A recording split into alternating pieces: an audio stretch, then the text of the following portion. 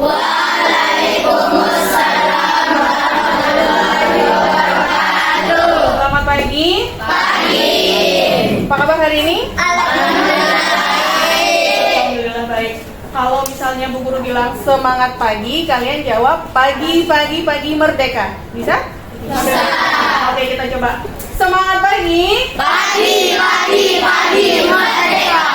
Oke, terima kasih. Nah, jadi hari ini seperti yang Bu Guru sampaikan minggu lalu, kita akan menonton dan menyaksikan video tentang internet positif. Silakan fokus ke depan, Bu Guru akan menayangkan video ya. Berikut ini beberapa kiat berinternet dan media sosial secara aman. 1. Keamanan kata sandi. Pastikan pengaturan privasi di semua media sosial dan internet kamu aman dan tidak bisa diakses oleh umum. Minta bantuan orang lain jika kamu tak yakin terkait hal ini. Kedua, lingkar pertemanan. Jangan berteman di media sosial dengan orang yang sama sekali tidak kita kenal lingkaran pertemanannya.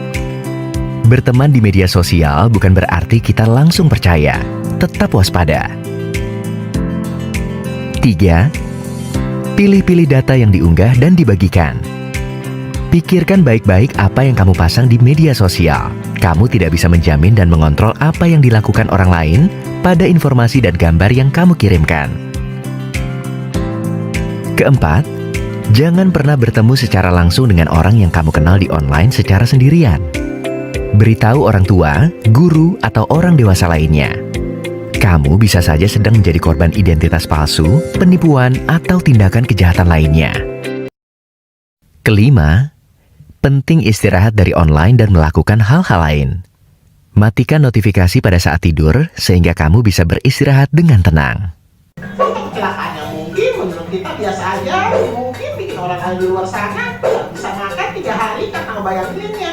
Makanya perlu banyak pertimbangan juga sebelum memposting sesuatu di media digital, sob. Itulah etiket atau etika berinternet. Tidak tertulis memang, tapi perlu diketahui dan dibiasakan biar media digital jadi ruang yang sehat buat berkreasi dan berkomunikasi. Etika berinternet bikin kita saling merasa nyaman sehingga media digital bisa jadi ruang buat kita berkembang. Selain itu, perlu juga diperhatikan agar aktivitas kita di media digital bukanlah aktivitas yang melanggar hukum. Aktivitas pembajakan, pornografi, dan kejahatan lainnya yang jelas-jelas melanggar hukum ya tentu jangan dilakukan, sob. Hukum di dunia nyata dan dunia maya ya sama aja. Lo hapus juga masih bisa jejak digitalnya. Jadi hati-hatilah berinternet.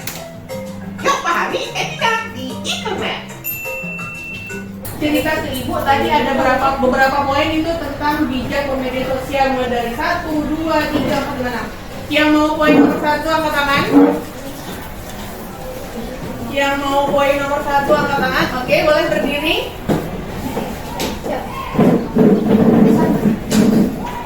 Poin nomor 1, keamanan kata sandi. Keamanan kata sandi. Catat nomor berapa maunya? Nomor 2. Oke, boleh duduk. Terima kasih. Silakan berdiri. Lingkaran pertemanan. Lingkaran pertemanan. Oke. Nomor 3, silakan berdiri, boleh. Pilih-pilih data karena tidak semua informasi benar. Pilih-pilih data karena tidak semua informasi benar. Artinya ada kemungkinan berita hoax ya. Bu tanya, tahu nggak berita hoax itu maksudnya apa sekarang? Tahu. Tahu. Berita yang belum benar terjadinya. Betul, berita dibikin yang belum tentu kebenarannya, sumbernya tidak jelas, benar atau tidaknya belum pasti. Jadi harus bijak dalam memfilter, menyaring informasi yang masuk pada saat kita ingin menyebarkan ke orang lain. Itu 3 poin. Ada lagi nggak poin yang keempat? Yang cowok, guru mau yang cowok. 4 dulu. Tadi kan 3 kan? Yang cowok mana? Yang cowok yang di depan ini? Poin keempat. Saya Bu. Data dicatat poin nomor 4. Jangan bertemu sendirian. Berdiri. Poin nomor 4 apa? Jangan bertemu sendirian. Jangan bertemu sendirian. Ini contoh kasus yang video tadi itu ya, yang dampak negatif. Poin nomor 5.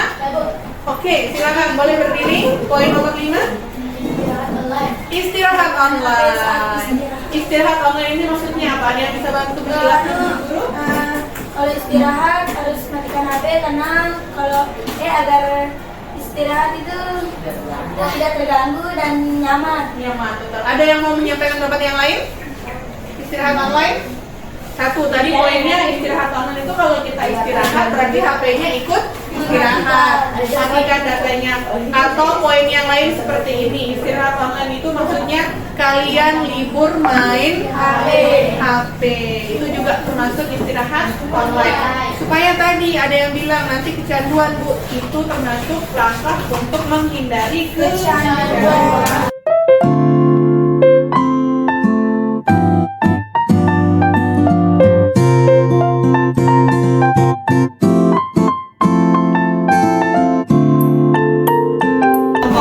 Kelompok yang sudah siap maju duluan. Kelompok dampak positif ya. Oke, silakan ke depan boleh. Beberapa dampak positif yang saya dan kelompok saya dapatkan ketika diskusi tadi. 1. Mengakses informasi. 2. Memperluas pertemanan. 3. Sebagai alat komunikasi. 4. Sebagai bidang pencarian uang. 5. Membahagiakan diri melalui komentar positif. 6. Mendekatkan yang jauh. 7. Membantu menyelesaikan tugas sekolah. 8. Membantu membuat berbagai hidangan makanan atau kreasi melalui video-video tutorial. Sekian, terima kasih. Ternyata banyak ya dampak positifnya ya, bisa juga membantu kalian dalam menyelesaikan tugas-tugas sekolah ya. Kita juga harus tahu bagaimana etika dalam bermedia Sosial. Silakan siapa yang mau maju kewajiban boleh ke depan. Yang lain dengarkan. Yang besar suaranya ya. Assalamualaikum warahmatullahi wabarakatuh.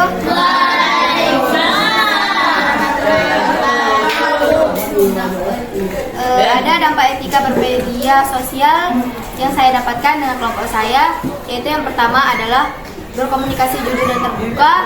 2. Keamanan kata sandi. 3. Memperluas pertemanan. 4. Menghargai budaya orang lain.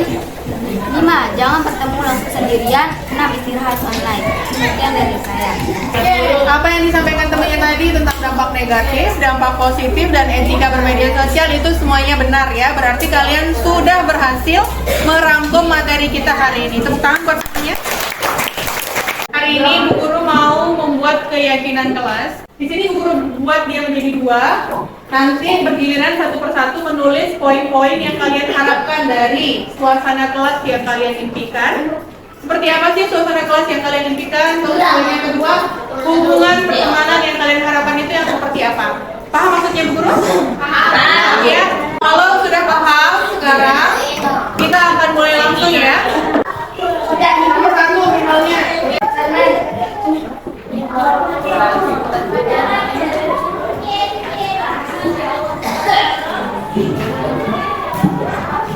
Oke, terima kasih. Yang lain ada yang mau? Selanjutnya, oh boleh bisa, silakan. Bisa.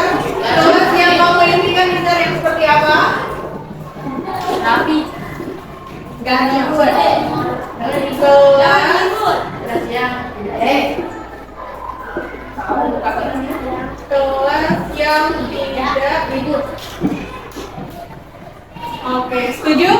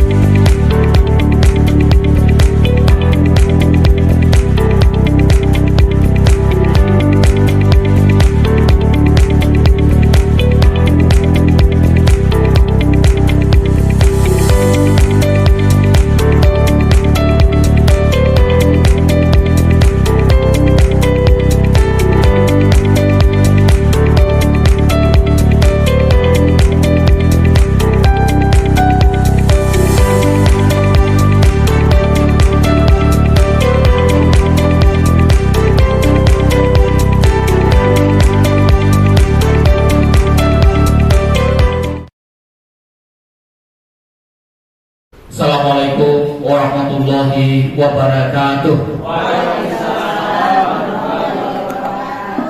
Bapak Ibu hadirin yang hormati, acara diseminasi budaya positif Nurul Istiqomah SPD calon guru penggerak Lombok Barat angkatan ke-9 Guru Bergerak Indonesia Maju, segera kita mulai.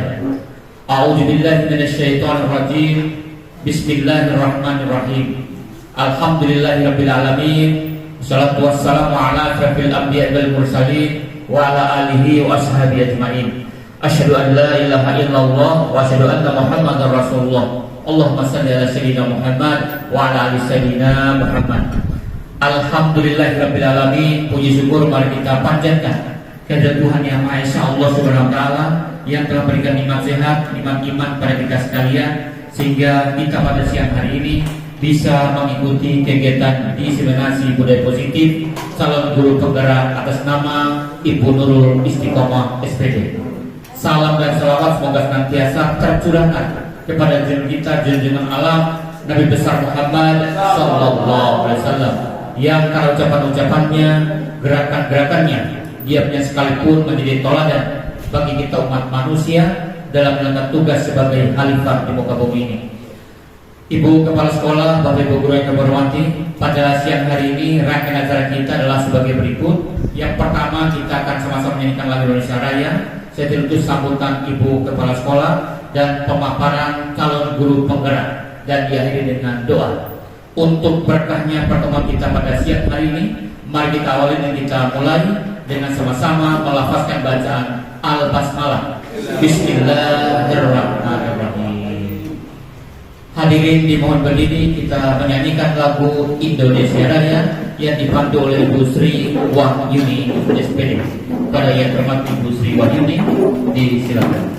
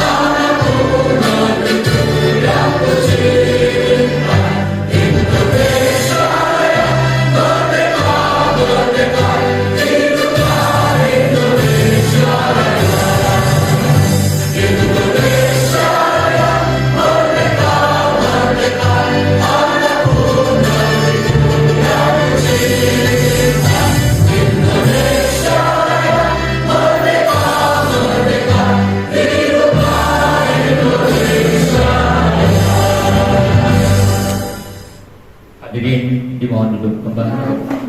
Terima kasih. Selanjutnya mari kita ikuti bersama sambutan Ibu Kepala SMP Negeri 1 Kediri. Pada yang terhormat Ibu Hajah Rofika SPD, disilakan. Terima kasih. Bismillahirrahmanirrahim. Assalamualaikum warahmatullahi wabarakatuh. Saya ulangi sekali lagi, Bapak Ibu kurang semangat. Assalamualaikum warahmatullahi wabarakatuh.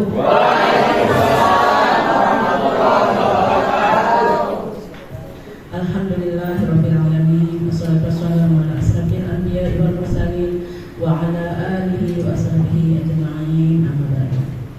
Yang saya hormati Bapak Wakil Kepala Sekolah, Bapak Ibu urusan, yang saya hormati Bapak Ibu guru dan staf tata usaha, yang saya banggakan calon guru penggerak kita Ibu Nurul Istiqomah SPD pada hari ini akan melaksanakan tugasnya sebagai calon guru penggerak. Pertama-tama saya mengajak kita semua untuk mari kita sama-sama memanjatkan puji serta syukur kehadirat Allah Subhanahu wa taala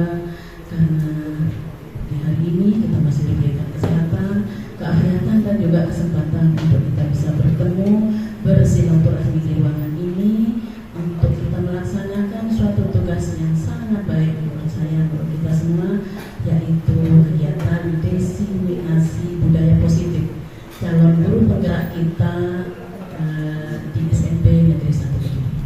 Salawat dan salam tak lupa pula mari kita curahkan kepada junjungan kita Nabi Muhammad SAW. Mudah-mudahan kita akan selalu mendapatkan syafaatnya.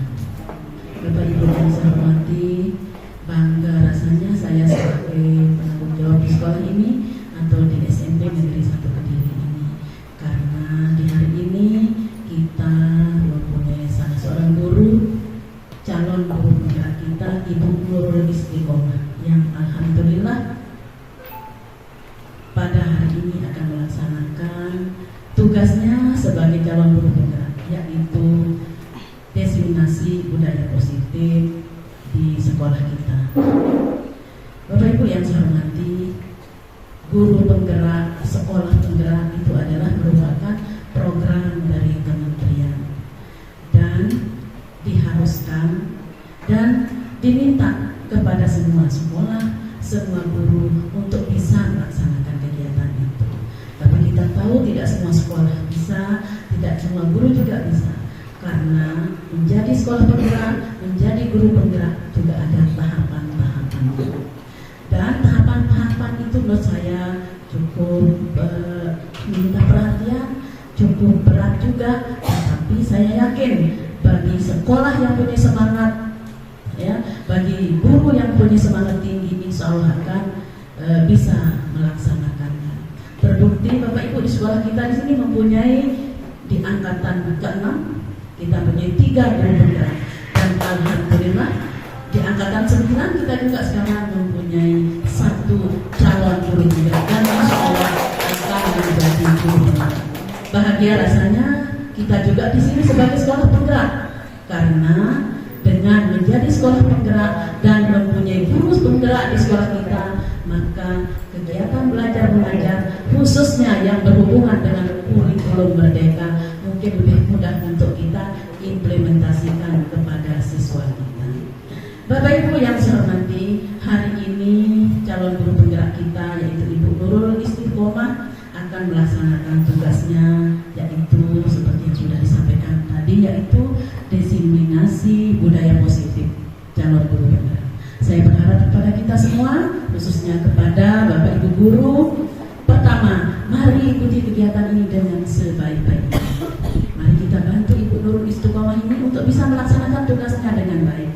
Mudah-mudahan praktik baik yang dilaksanakan pada hari ini itu akan menjadi sesuatu yang sangat bermanfaat, sesuatu yang positif bagi sekolah kita, khususnya bagi anak-anak kita.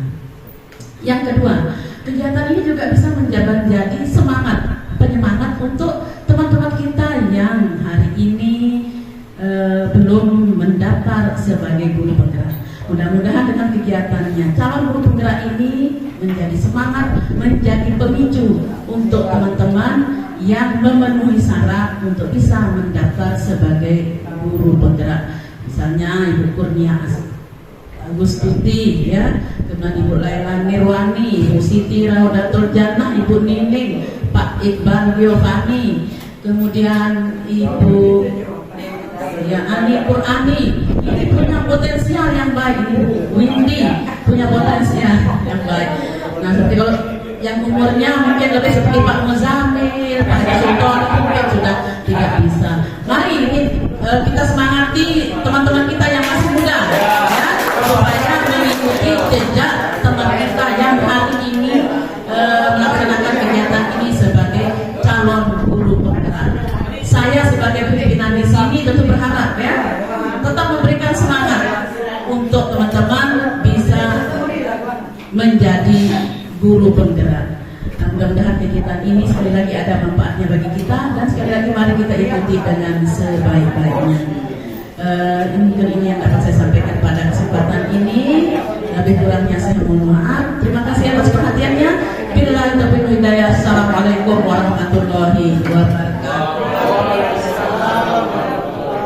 Terima kasih kepada Ibu Kepala SMP 1 Kediri. Bapak Ibu, dengan pengantar berpa sekolah tadi dengan suara yang sangat merdu menyejukkan hati kita sekali. Untuk lebih sejuknya lagi, mari kita berdoa sejenak. Semoga kegiatan kita ini lancar. Untuk itu kami mohon Bapak Ustadz Haji Mulyadi untuk memandu kita semuanya untuk doa pada siang hari ini. Pada yang terhormat Bapak Ustadz Haji Mulyadi, disilakan.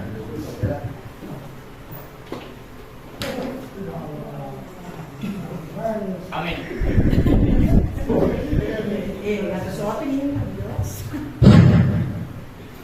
Mari kita berdoa sejenak, mudah-mudahan Ibu Nurul Istiqomah sukses dan lancar dalam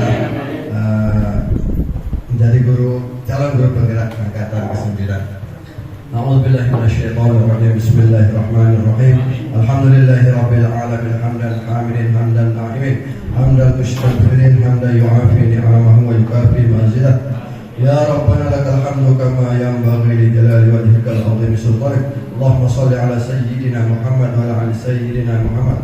Salatan tunjina biha min jami'il ahwal wal afat wa taqdi lana biha ya Allah min jami'il hajat wa tutahhirna biha ya Allah min jami'is sayyi'at wa tarfa'na biha indaka 'ala darajat wa tuballighuna biha aqsal ghayat min jami'il khairat fil hayati wa ba'dal mamat. Allahumma ahsin akibatana fil umuri kulliha wa ajirna min khizyi dunya wa adzabil akhirah. Rabbana atina fid dunya hasanah wa fil akhirati hasanah wa qina adzaban nar. Subhana rabbika rabbil izzati amma yasifun wa salamun alal mursalin walhamdulillahi rabbil alamin.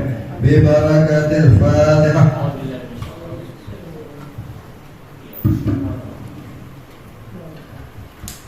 Terima kasih kepada Bapak Ustadz Haji Mulyadi. Semoga doa kita senantiasa diterima dan diijabah oleh Allah Subhanahu wa Ta'ala. Ibu Kepala Sekolah, Bapak Ibu Guru yang kami hormati, selanjutnya mari kita ikuti bersama pemaparan budaya positif, calon diseminasi budaya positif, calon guru penggerak angkatan ke-9 atas nama Ibu Nurul Istiqomah SPD. Silakan nanti menyesuaikan waktunya, berikan kesempatan teman-teman untuk menanyakan hal-hal yang perlu kita dalami.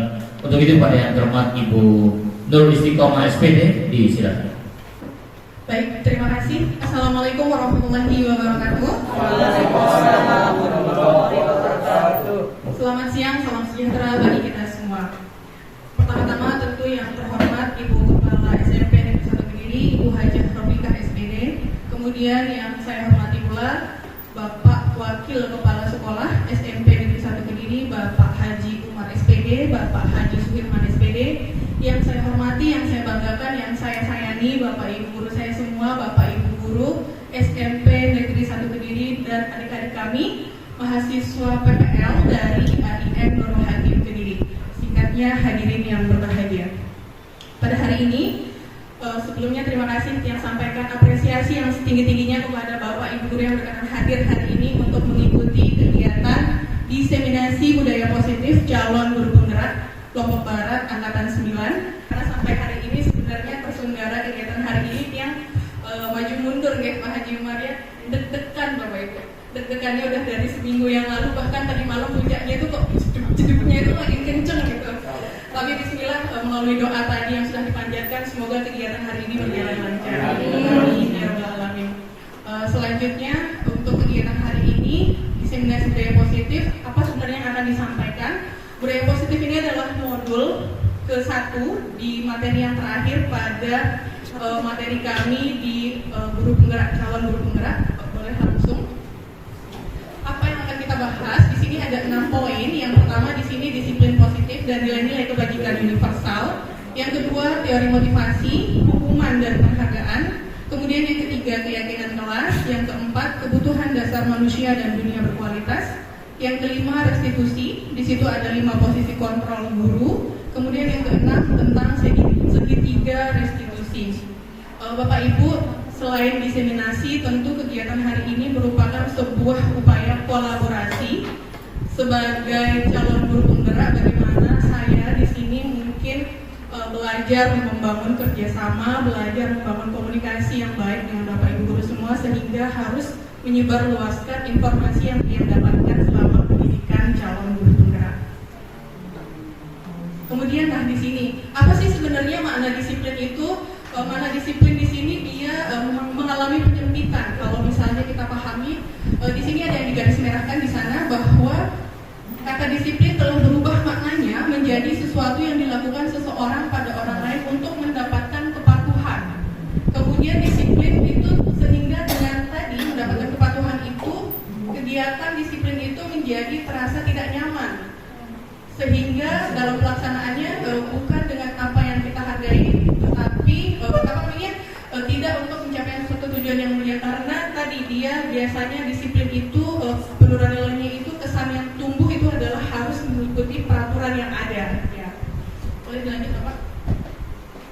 Padahal seharusnya makna disiplin yang benar itu adalah disiplin itu secara bahasa latinnya tadi artinya adalah belajar.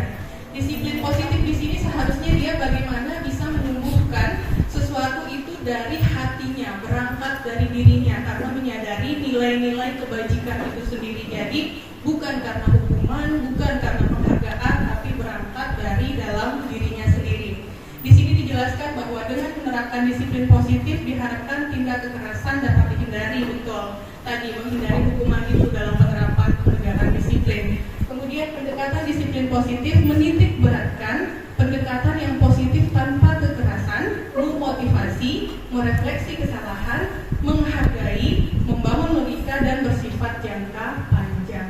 Jadi disiplin positif di sini harusnya bagaimana kita menunjukkan keyakinan diri kita melalui perilaku, bukan karena tadi hukuman maupun penghargaan.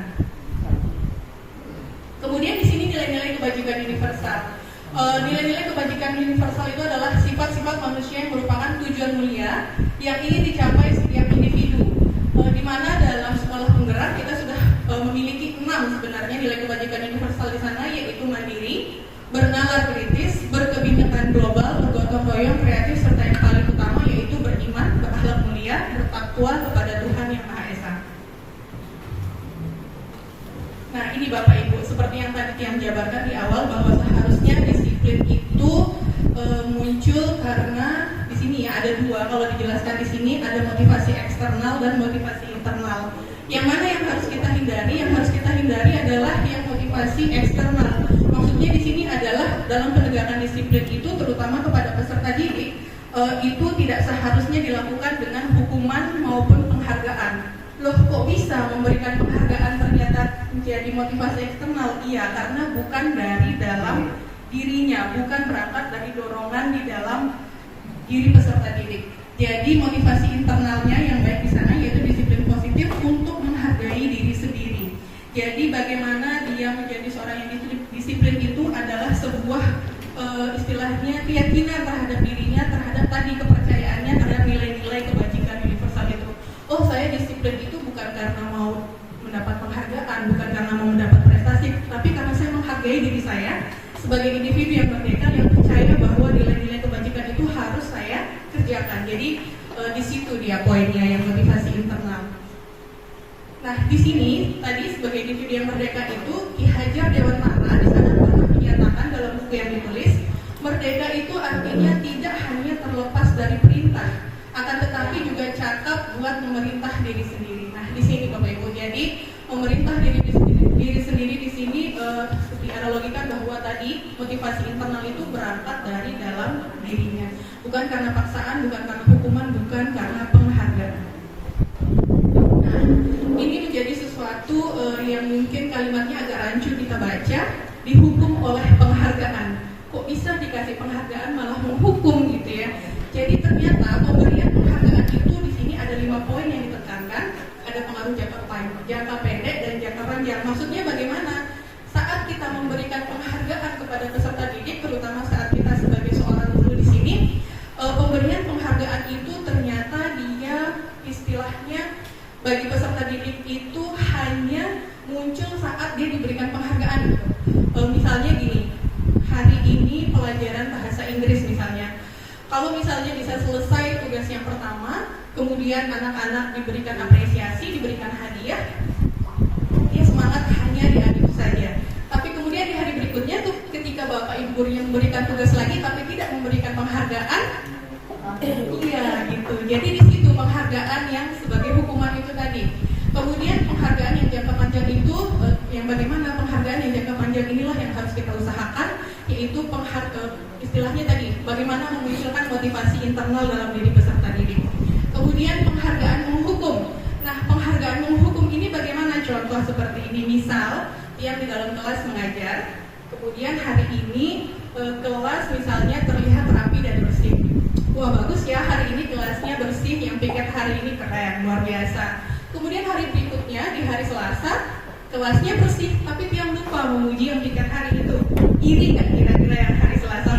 Iri dong. Ibu, gimana sih yang dipuji yang hari Senin aja, hari Selasa nggak dipuji, padahal kita juga kerja. Nah, itu penghargaan menghukum. Jadi saat kita bersikap tidak adil kepada peserta didik kita, hanya memihak dan mengapresiasi satu atau dua orang saja, yang lain merasa kok saya nggak diapresiasi, kok saya nggak diberi penghargaan, seperti itu maksudnya.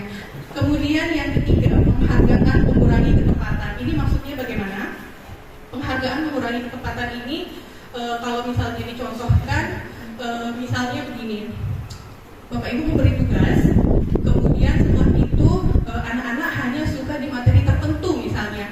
Jadi dia hanya mengejar bagian yang dia suka saja karena di situ diberikan apresiasi. Di materi yang lain ternyata tidak kita berikan penghargaan, turun dia motivasinya di materi yang tidak dia sukai. Jadi anak tidak termotivasi dengan sempurna, dengan maksimal, harusnya merata motivasinya, tapi ternyata dia hanya istilahnya condong kepada yang dia sukai saja.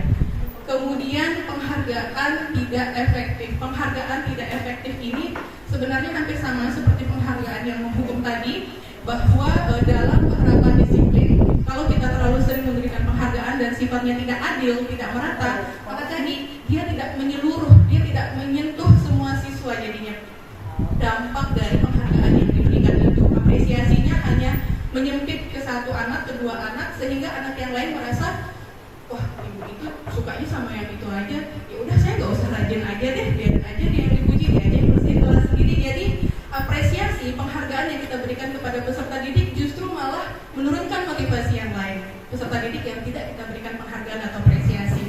Kemudian penghargaan merusak hubungan. Nah, ini penghargaan merusak hubungan ini memang harus hati-hati sekali. Dan tadi Ibu Kepala Sekolah juga sempat memaparkan di awal bahwa sebagai pemimpin, sebagai guru di kelas, kita harus adil dalam memberikan apresiasi kepada peserta didik. Jangan sampai menimbulkan kecemburuan sosial, sehingga tadi saat satu iri dengan teman yang lain, nah nggak mau temenan sama dia, dia aja yang dipuji sama gurunya, seperti itu. Jadi ternyata secara tidak langsung saat kita memberikan apresiasi, penghargaan yang sifatnya hanya kepada golongan tertentu, menimbulkan gerakan yang kurang baik di rumputnya, kalau kita bilang seperti itu, di lingkungan pertemanannya. Jadi seperti ada gap antara siswa satu yang sering diapresiasi dan yang tidak pernah mendapat apresiasi. Ini sama, hampir sama seperti tadi penjelasannya, dihukum oleh penghargaan, mengurangi kualitas. Menurunkan kualitas ini maksudnya saat kita memberikan apresiasi, keseringan diapresiasi, hari ini dah dipuji nih misalnya, wah kerjanya hari ini bagus ya, kelasnya bersih, besok-besok jadi males, jadi turun kualitasnya. Kemudian mematikan kreativitas.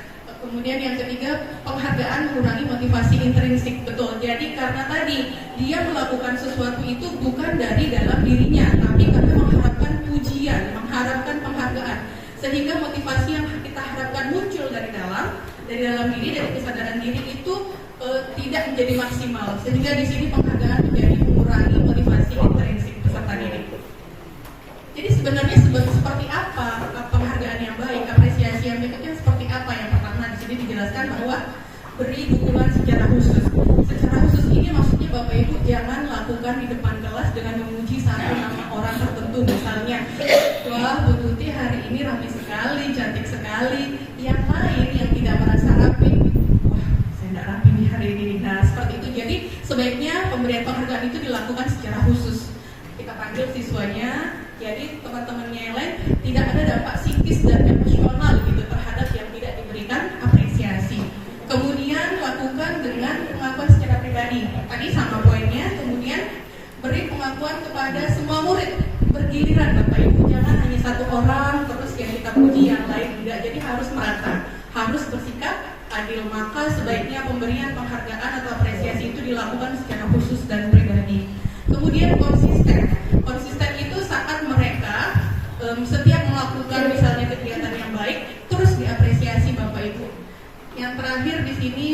pada proses. Lanjut. Nah, di sini ini contoh apresiasi. Misalnya kemarin saya perhatikan rasa empatimu besar sekali pada saat menolong murid baru di kelas kita. Ini contoh-contoh kalimat yang bisa kita berikan. Saya menghargai kepedulianmu pada saat kamu membantu teman-temanmu di tugas kelompok.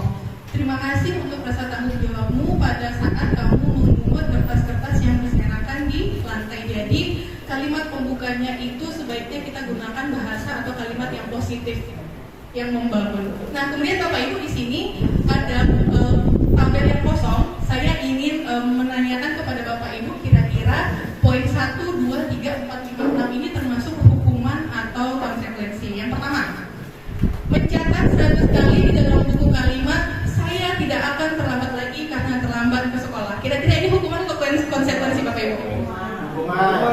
Hukuman. Ada yang menjawab konsekuensi, ada yang menjawab hukuman. Kita kunci jawabannya. Kemudian pertanyaan yang kedua, lari mengelilingi lapangan basket 2 kali karena terlambat hadir di sekolah.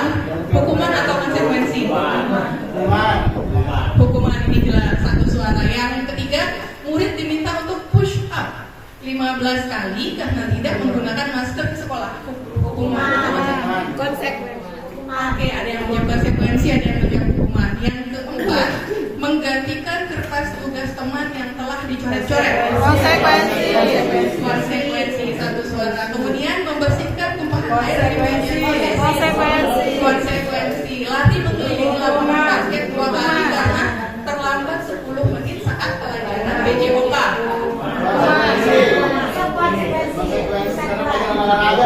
Oke, ada yang terpecah, ada yang bilang hukuman, ada yang bilang konsekuensi. Kita lihat jawabannya, cek next. Nah, ini jawabannya Bapak Ibu. Jadi poin 1, 2, dan 3 itu adalah hukuman. Poin 4, 5, dan 6 itu adalah konsekuensi. Tadi di sini ada yang 50-50 saat poin yang terakhir. Lari mengelilingi lapangan basket 2 kali karena terlambat 10 menit. Betul, saat pelajaran PJOK. Jadi di sini pasti ada kesepakatan yang sudah dibangun dulu antara guru PJOK-nya kalau terserahkan, sehingga diberikan konsekuensi seperti lari. Jadi konsekuensinya Bapak Ibu kalau dia ada berkelindan, saling terhubung, iya seperti itu. Boleh lanjut lagi. Nah, di sini bagaimana sih membedakan hukuman dan konsekuensi? Hukuman itu sesuatu yang menyakiti Bapak Ibu. Kemudian kalau konsekuensi itu dia memang harus terjadi karena berangkat dari kesepakatan tadi, betul. Kemudian membuat anak sakit, itu hukuman. Kalau konsekuensi membuat anak merasa tidak nyaman, tapi dalam waktu tersebut saja, jangka pendek, tidak sampai jangka panjang. Kemudian yang ini hukuman anak menjadi membenci kedisiplinan. Padahal seharusnya kalau melalui konsekuensi dia menghargai kedisiplinan itu. Kemudian hukuman mendorong anak menyakiti diri sendiri. Kalau konsekuensi mendorong anak agar mudah menyesuaikan diri. Jadi anak di sana tadi melalui kesepakatan yang dibangun belajar bertanggung jawab. Saat mereka melanggar kesepakatan, maka mereka harus kembali ke jalan yang benar dan menyesuaikan dirinya.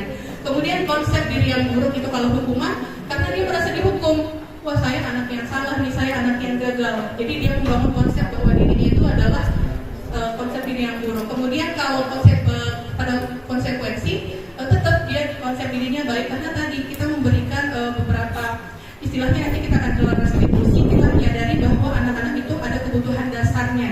Jadi di sana tetap bahwa salah itu wajar, salah itu normal, tapi kembali ke jalan yang benar itu tetap harus kita lakukan. Kemudian di sini kalau pada hukuman anak belajar untuk menyembunyikan kesalahannya karena takut dihukum. Kalau konsekuensi anak belajar untuk mematuhi peraturan. Kemudian dari hukuman itu anak merasa marah, bersalah, merasa dipermalukan. Seperti tadi misalnya disuruh yang kegiatan hukuman di tabel yang sebelumnya, iya lari misalnya, atau hormat bendera itu juga hukuman sebenarnya Bapak Ibu. Hormat bendera yang bolong saat keluar main sampai pulang itu hukuman karena membuat anak malu. Oke? Kemudian kalau konsekuensi dia hanya kehilangan hak tapi sementara, jangka pendek. Oke, sekarang kita masuk ke materi berikutnya untuk keyakinan kelas. Jadi kenapa poinnya tidak peraturan? Kenapa harus keyakinan? Jadi untuk mendukung motivasi intrinsik itu tentu kita harus kembalikan ke nilai-nilai keyakinan yang lebih menggerakkan seseorang dibandingkan mengikuti serangkaian peraturan-peraturan. Karena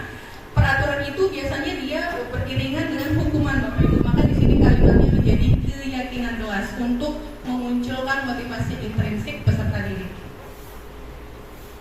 Nah, ini untuk membangun sebuah budaya positif yang baik di sekolah, semua lingkaran kecil itu berangkat memang dari peraturan kelas.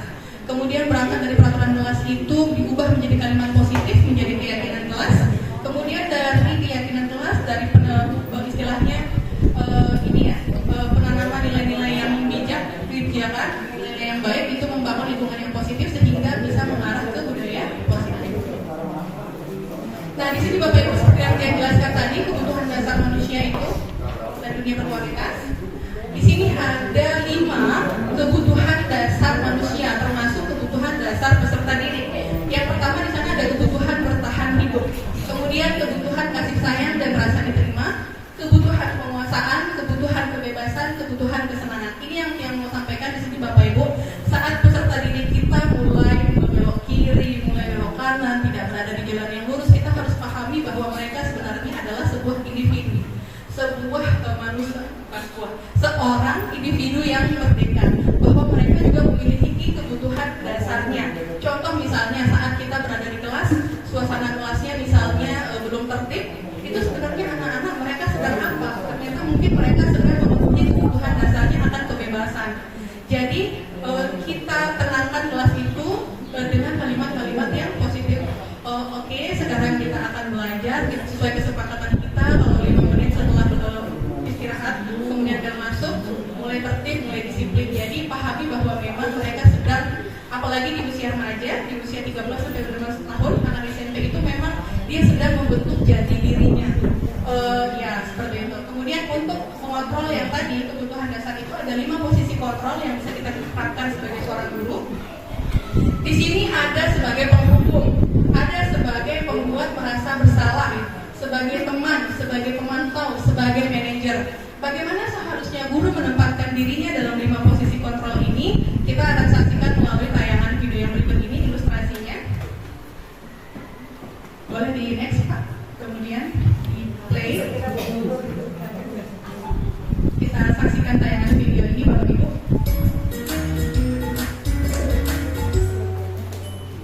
Salam bahagia Ibu dan Bapak guru hebat.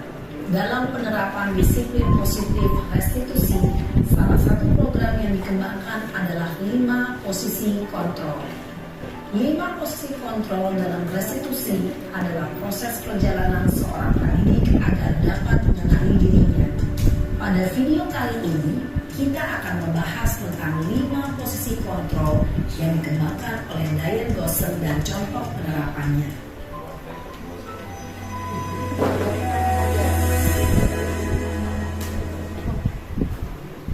5 posisi kontrol itu adalah 1.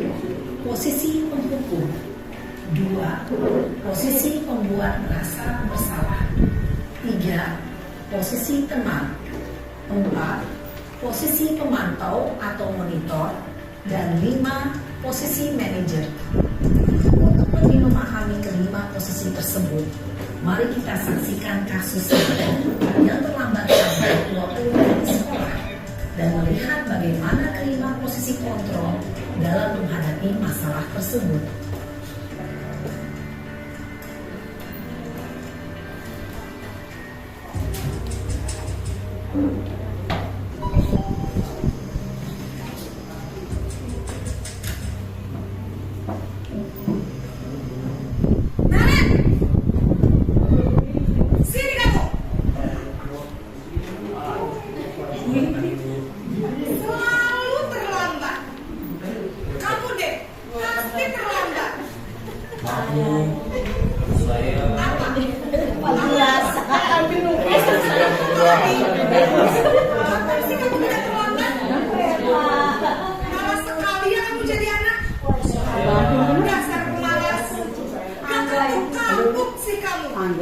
Sudah berapa kali terlambat? Sana, kamu keliling lapangan basket 2 kali. Kenapa? Kamu berani-beraninya jawab. Sudah terlambat, masih berani jawab pula. Sekarang keliling lapangan basket 5 kali sekalian. Biar kamu cepat pergi sana ke lapangan basket. Posisi tertutup biasanya berbicara dengan nada tinggi, menghardik, menunjuk-nunjuk, menyakiti, dan menyindir. Hukuman bisa berupa fisik maupun psikis. Ibu dan bapak guru hebat. Dampak yang terjadi pada murid ketika guru berada pada posisi tertutup adalah murid cenderung akan memberontak, bahkan menyimpan dendam.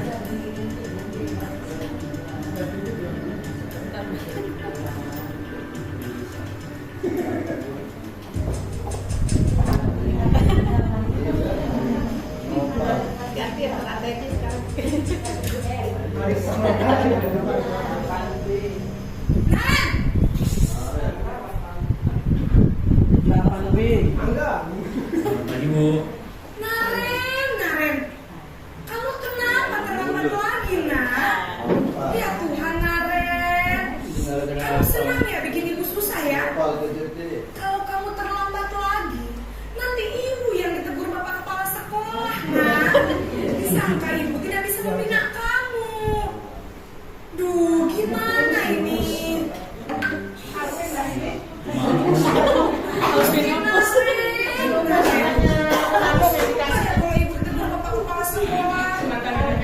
Terus sekarang ibu harus tulis apa ini di buku absen? Ini kamu sudah sering terlambat loh. Ibu harus apa coba? Maaf Bu, maaf sekali. Ya sudah, lain kali jangan bikin ibu susah lagi ya nak ya. Ibu tidak akan kuat lagi kalau kamu begini terus. Bisa jantungan kalau gitu.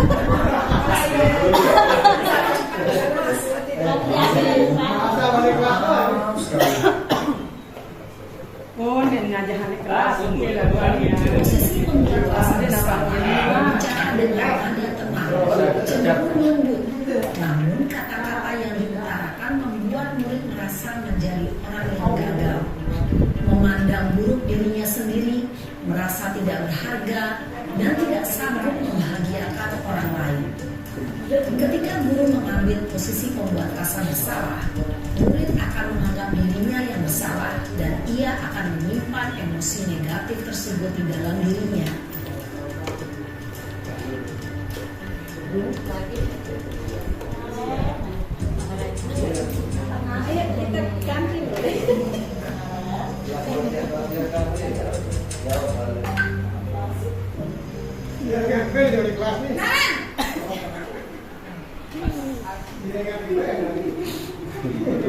Selamat pagi Bu.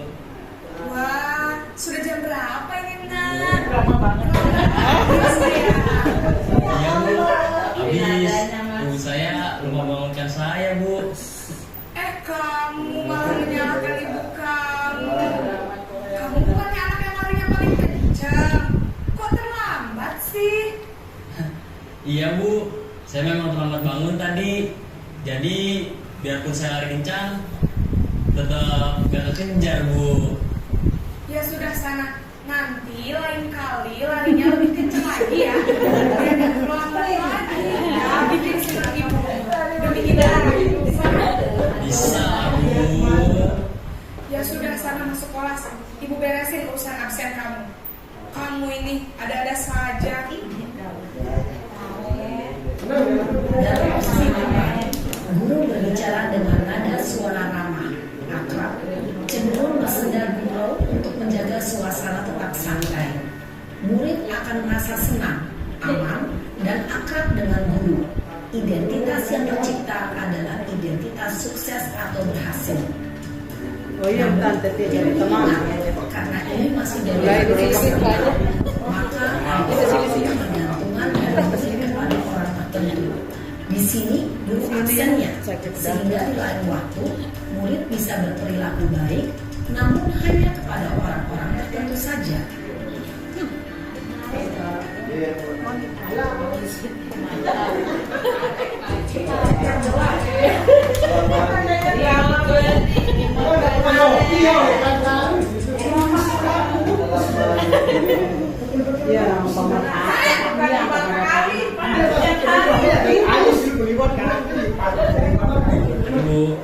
Naren, apa peraturan sekolah kita tentang jam berapa kita harus masuk sekolah? Nah, Kita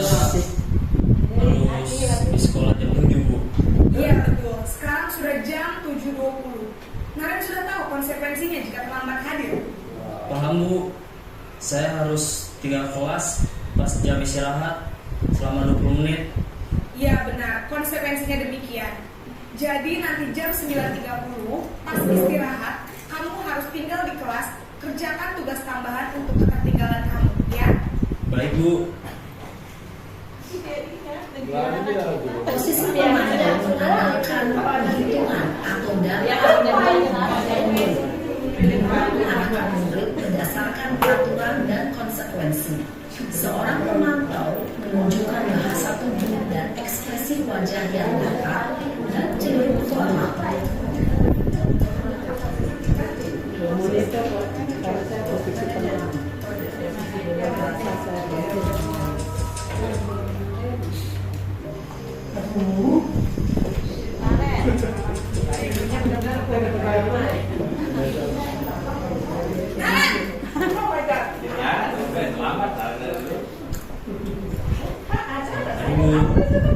Selamat pagi Naren. Maaf Bu, saya terlambat. Iya, sekolah masuknya jam 7, sekarang sudah jam 7.20. Jadi sekarang bagaimana ini Naren? Maaf Bu, saya lupa setel alarm saya semalam.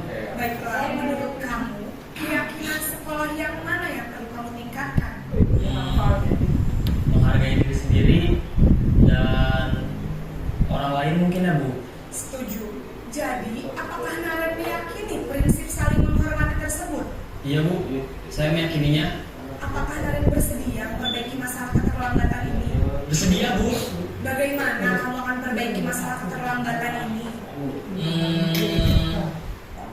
Saya akan coba untuk tidak lupa menyetel alarm saya Bu. Baik, kalau Naren lupa menyetel alarm di rumah, ada orang yang kira-kira bisa bantu mengingatkan tidak? Ada Bu, kata saya, Kak Emma. Ada lagi selain Kak Emma? Selain Kak Emma, ada ibu saya. Baik, jadi yang mengingatkan Naren adalah Kak Emma dan ibu kamu ya? Kira-kira akan mulai setel alarm kapan nih Naren? Setelah pulang sekolah, akan segera saya lakukan. Baik, jadi Naren akan setel alarm untuk bangun besok pagi dan akan diingatkan oleh kakak dan bunda Naren ya. Ada lagi yang mungkin perlu dilakukan Naren agar tidak terlambat bangun lagi? Tidak ada Bu. Baik Naren, terima kasih untuk kerjasama kamu. Sekarang kamu perlu kembali ke kelas untuk belajar. Baik Bu, terima kasih. Posisi manajer adalah posisi kontrol yang disarankan untuk membimbing murid memiliki sikap disiplin yang positif, yaitu murid yang mandiri, bertanggung jawab, dan dapat memecahkan masalah. Tujuan dari posisi ini adalah agar murid dapat berefleksi atas tindakannya. Guru akan dengan terus memberikan pertanyaan-pertanyaan bermakna, sehingga membuat murid dapat belajar dari kesalahannya dan mencari sebuah solusi untuk menyelesaikannya. Ibu dan bapak guru hebat, setelah mengamati adegan kelima posisi kontrol tadi, kira-kira posisi mana yang paling ideal? Posisi mana yang dapat menunjang motivasi intrinsik murid? Ya, tentu posisi manajer. Posisi ini memang posisi ideal yang ingin dituju setiap pendidik. Pada posisi inilah, guru dapat menerapkan disiplin positif yang berpihak pada murid, yang memerdekakan murid. Perjalanan seorang pendidik tentunya tidak mudah untuk sampai pada posisi seorang manajer. Namun, tujuan kita pasti, yaitu menciptakan murid-murid yang mandiri, merdeka, dan bertanggung jawab. Semoga penggambaran 5 posisi kontrol yang telah diperlihatkan ini dapat menjadi ajang refleksi bagi kita semua.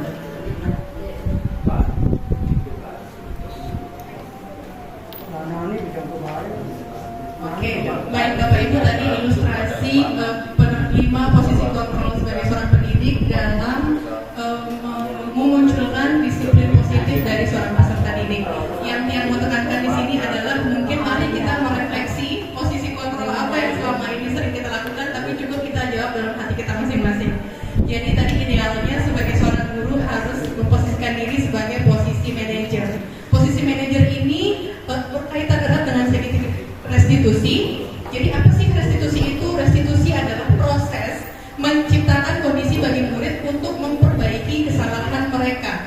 sehingga mereka bisa kembali pada kelompok mereka dengan karakter yang lebih kuat lagi. Kemudian melalui restitusi juga merupakan proses kolaboratif yang mengajarkan murid untuk mencari solusi untuk masalah mereka dan membantu murid berpikir tentang orang seperti apa sih yang mereka inginkan kelak menjadi seperti apa dan bagaimana mereka harus memperlakukan orang lain.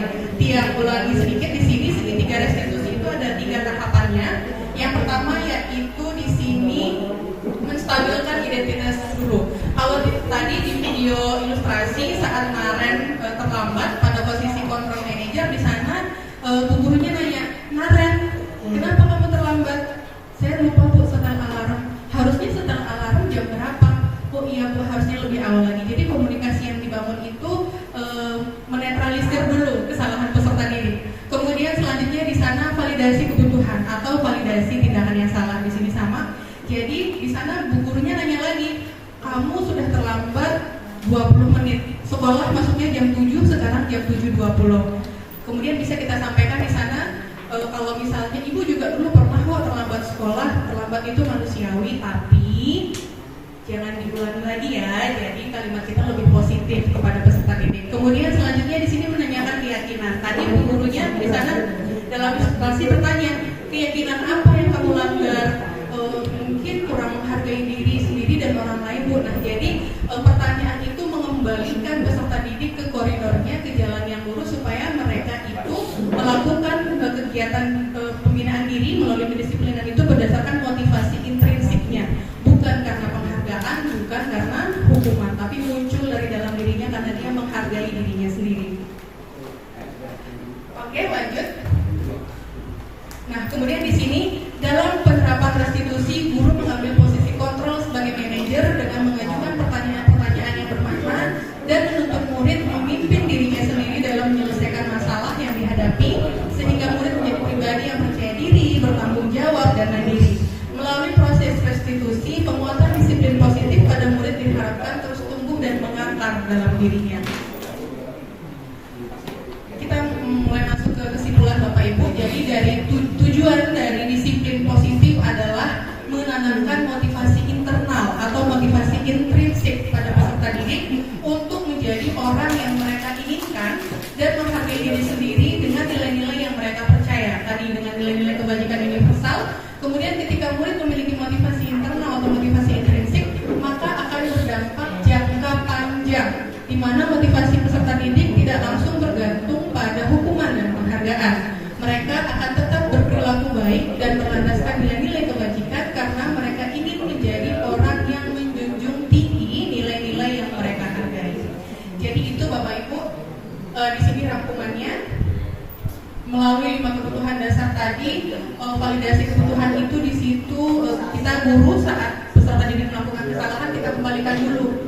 Dia di sana sedang memenuhi kebutuhan dasar yang mana? Bertahan hidupkah? Bertahan hidup misalnya begini, selesai keluar main, anak-anak tidak langsung ke kelas karena masih ada beberapa yang makan misalnya di luar, lapar Bapak Ibu mereka, berarti itu mereka sedang memenuhi kebutuhan dasarnya untuk bertahan hidup, kebutuhan dasar makan seperti itu. Jadi beberapa poin seperti itu perlu kita maklumi, tapi tetap kita bangun keyakinan-keyakinan, dialog yang membangun supaya anak-anak kembali memunculkan disiplin itu berasal dari dalam dirinya sendiri.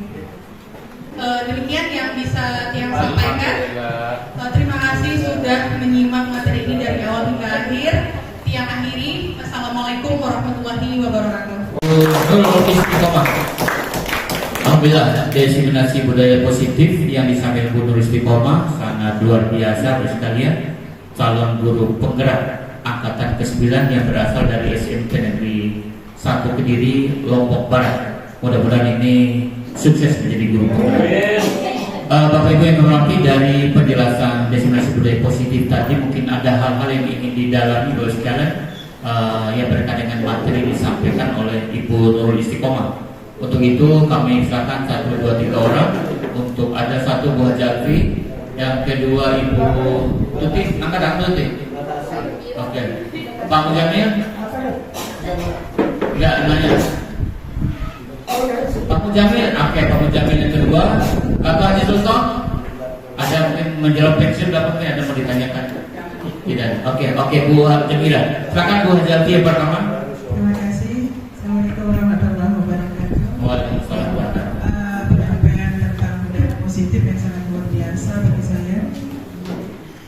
Ada beberapa hal yang saya sampaikan, yang ingin saya tanyakan, tapi hanya satu saja biar lebih dapat dilihat. Yang berhubungan dengan program apresiasi tadi. Nah, kondisinya sekarang realnya di kelas itu, ketika kita menemukan peserta didik yang tidak mampu, dia peduli amat mau mau diberikan apresiasi ya, mau dihukum, mau dia cuek aja ya, a priori ya. Datang dengan kondisinya yang seperti itu. Nah, bagaimana sekarang apa yang harus kami lakukan agar anak itu mampu tumbuh, dia termotivasi ketika dia berlaku baik, ketika dia melanggar sesuatu itu ada konsekuensi, ada hukuman. Nah, tapi yang kedua ini dia tidak peduli mau konsekuensi, hukuman, peduli amat. Nah, seperti itu. Apa yang harus dilakukan oleh seorang guru? Terima kasih. Assalamualaikum warahmatullahi wabarakatuh. Waalaikumsalam. Terima kasih. Siswa yang tanpa ekspresi ini ya. Yang kedua silakan Bapak Muzamil, guru silat kita. Bismillahirrahmanirrahim. Assalamualaikum warahmatullahi wabarakatuh. Waalaikumsalam. Terima kasih atas kesempatan yang diberikan. Setelah kita mendengarkan bagaimana kita membuka hubungan anak yang tadi kita menemukan berbagai macam masalah. Menurut saya hanya sebagai tanggapan saja bahwa semua yang terjadi yang kita di sana itu merupakan adalah suatu teori sebenarnya. Tapi teori itu bagaimana kita lakukan supaya bisa terjadi. Semua teori itu kita lakukan apabila siswa itu dapat memenuhi apa yang dia harapkan dalam sekolah itu. Pertama, kenapa anak itu bisa terjadi seperti itu? Ini ada dua sebab sebenarnya. Pertama, di lingkungan kita, di lingkungan sekolah, di lingkungan rumah, atau di luar sekolah, di lingkungan rumahnya, itu pertama. Nah, kenapa sedangkan di lingkungan sekolah, di lingkungan rumah? Di dalam lingkungan itu banyak sekali terjadi kegiatan-kegiatan dengan teman-temannya yang lain, sehingga terjadi peniruan terhadap sesuatu yang berlaku tidak baik. Nah, itu akan dibawa nanti ke sekolah itu. Itu satu. Yang kedua, ini terjadi karena jumlah siswa yang berada di dalam kelas. Ya, semestinya kalau sekolah-sekolah di luar negeri yang sudah maju itu paling-paling 10 siswa, 2 guru kalau kita lihat secara maksimalnya. Nah, kalau di dalam sekolah itu ada 30, 40, apalagi nanti lebih dari itu, wah ini bahaya. Makanya kita kontrolnya itu akan semakin susah kita mengontrolnya. Nah, itu mungkin penyebabnya. Sekarang bagaimana caranya kita melakukan apa yang kita tidak inginkan tadi, misalnya dalam kelas itu terjadinya terlalu berlimpah, bagaimana solusinya? Dan di luar sekolah kita itu, di lingkungan mereka, bagaimana kita mengontrol hasil macam itu? Sedangkan kita ini ada di sekolah. Terima kasih. Assalamualaikum warahmatullahi wabarakatuh. Waalaikumsalam. Terima kasih. Bu Hajamira, silakan Bu Hajamira. Ya, sudah datang Bu Hajamira. Ya, bagus-bagus pertanyaan dari Bapak Ibu Guru. Silakan Bu Hajamira. Bapak Ibu Guru hebat. Bismillahirrahmanirrahim. Assalamualaikum warahmatullahi wabarakatuh. Waalaikumsalam warahmatullahi Alhamdulillah, terima kasih sebelumnya atas kesempatan yang diberikan. Ini seperti merefresh kembali apa yang sudah pernah kami pelajari, apa yang sudah kami pengalaman yang pernah kami alami sebelumnya pada angkatan CGP angkatan 6. Secara apa yang sudah Bu Nurul sampaikan dan apa yang sudah pernah kami alami dan pelajari sebelumnya juga sama. Tapi dalam implementasinya, dalam pelaksanaannya itu ternyata saya sendiri merasa masih belum bisa melakukan secara optimal, ya, karena berbagai macam kendala,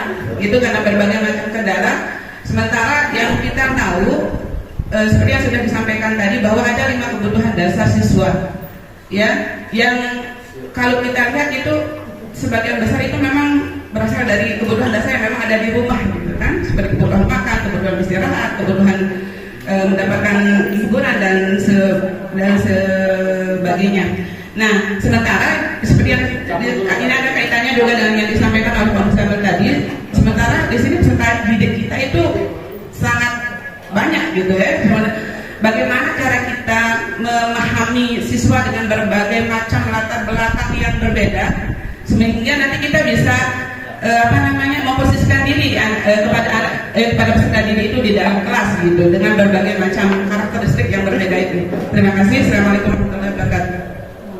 Waalaikumsalam warahmatullahi wabarakatuh. Kita tambah lagi satu Bun atau gimana? Oh cukup dulu. Oke baik. Bapak Ibu yang hormati. Tiga penanya dulu Bapak sekalian. Sekarang Ibu Nurul. Ini sudah sekian menit kita. Silakan Bu Nurul. Baik, terima kasih Bapak Ibu. Kiranya saya salah dalam menjawab, mohon saya juga diluruskan karena bagaimanapun pengetahuannya juga terbatas. Pertanyaannya ini semua di level host Bapak Ibu, high order taking skill. Semoga yang bisa mengimbangi pertanyaannya bagus-bagus tadi. Yang pertama tadi dari Pengajian Alfiatun, ini ada kasus nih peserta didik sudah dikasih hukuman, sudah dikasih apresiasi, cuek aja gitu masih tetap melakukan tindakan yang sama. Kalau menurut Tiang Ibu, memang anak seperti ini dia berangkat dari rumah mungkin dengan pemenuhan kebutuhan dasar yang belum sempurna. Jadi di sini melalui kegiatan restitusi tadi kita bisa melakukan dialog, bisa melakukan pendekatan. Kita dalami lagi kebutuhan mana sih yang belum terpenuhi di peserta didik kita ini. Apakah dia berlaku seperti itu karena di rumah kurang kasih sayang? Apakah mungkin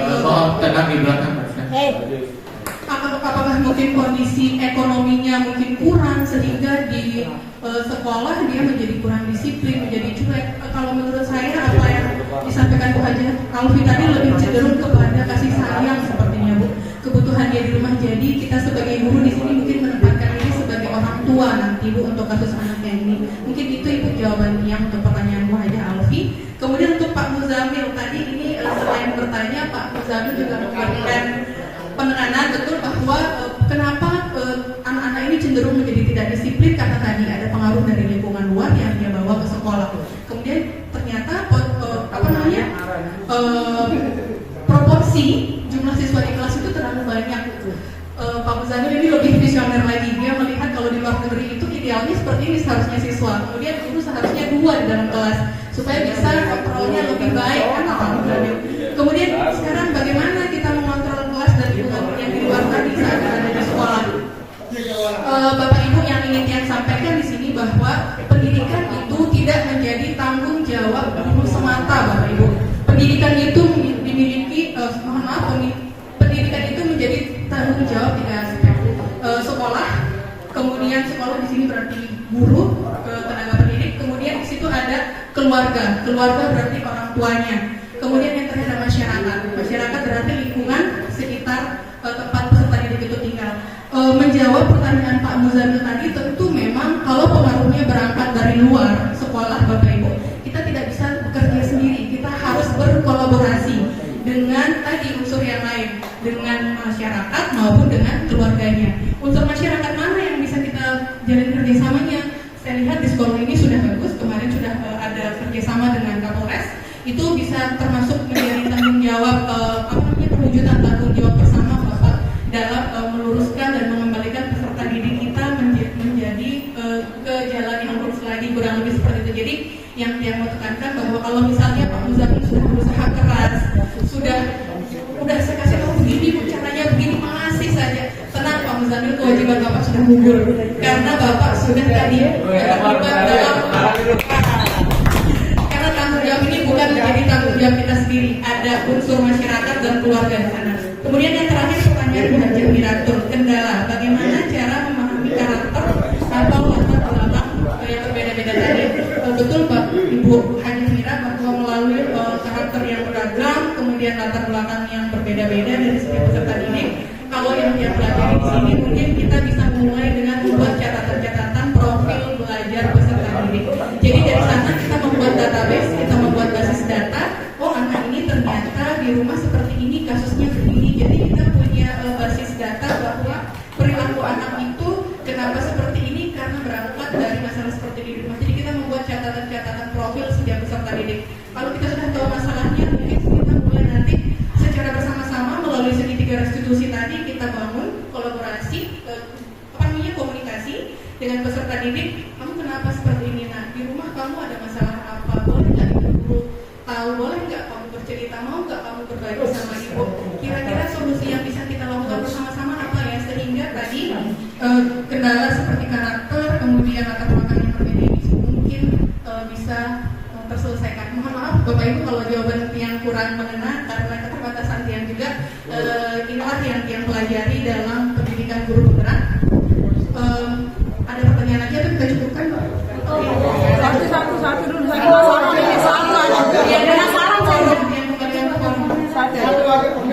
Ini perlu. Oke, biar nggak penasaran. Karena kita singkat aja, Bu. Terima kasih atas waktu yang diberikan. Saya ingin bertanya, ini kasus yang terjadi di sekolah kita, Bu Nurul. Antara memberikan hukuman dan konsekuensi, tapi dia bohong-bohongan ingin memberikan hukuman atau konsekuensi seperti yang dia ucapkan itu. Misalnya, anak-anak siapa yang belum kumpul sampai hitungan ke-10, maka nanti akan dihukum oleh orang lain. Dia sebut Pak Murad atau Pak Hasan atau Haji Mira yang memberikan hukuman, katanya. Jadi anak-anak ini kadang-kadang berpengaruh, tidak ada respon yang takut atau yang mau berubah atau yang terburu-buru jadinya. Nah, bagaimana ini menurut ilmunya ini, Bu Nurul, ya, hukuman dan konsekuensi yang bahasa kita yang diacut-acutin itu ya, bohong-bohongan. Posisi gurunya ya, bukan siswanya. Ya, gurunya yang memberikan itu. Ya. Bagaimana itu, ada hukuman yang bohong-bohongan atau bagaimana ilmunya itu, Pak? Buat aku Nurul. Posisi. Terima kasih. Assalamualaikum warahmatullahi wabarakatuh. Tepuk tangan untuk Bu Haji Ananda. Dari mana posisi guru di sana? Apakah dia sebagai manajer, teman atau apa di sini ya? Di mana kita? Oke, silakan Bu Nurul. Baik, apa namanya, hukuman bohong-bohongan ini sebuah istilah yang baru saya dengar sekarang, hukuman bohong-bohongan. Jadi kayak semacam tapi tipu gitu, ya, hanya menakut-nakuti. Sebenarnya kalau dari contoh kasus yang dilakukan tadi, pada akhirnya kan guru tersebut tidak memberi hukuman, Ibu, ya, hanya menggertak saja, tapi dengan kalimat yang seperti tadi. Kalau dari 5 posisi kontrol tadi itu sebagai penghukum ya, kalau dari bahasanya ya, kalau dari kalimatnya, tetapi pada akhirnya kan tidak dilakukan, hanya menggertak saja. Alhamdulillah. Jadi kalau menurut dia, bagaimana memunculkan anak peserta didik itu muncul dari dalam dirinya, kedisiplinan itu memang tidak bisa dalam waktu sebulan 2 bulan, Bapak Ibu. Ini pekerjaan yang membutuhkan waktu yang lama, berproses. Jadi dalam prosesnya itu, di sini bagaimana kita semua berkomitmen untuk bersama-sama bekerja sama, berkolaborasi semua komponen guru untuk tadi, kalau misalnya ada Bapak Ibu guru yang sudah misalnya tadi, ayo anak segera, maka yang lain bantu. Itu nanti juga menjadi contoh bagi peserta didik bahwa oh ternyata guru saya berkolaborasi ya dalam disiplin dan peserta didik. Jadi ini bukan pekerjaan dalam jangka pendek, Bapak Ibu, tapi pekerjaan jangka panjang. Dan untuk membangun kerjasama ini semoga kita selalu sehat walafiat, Bapak ya. Bapak Ibu guru ya, kami ingin rabbal alamin. Mungkin seperti itu, Bu Haji Mira.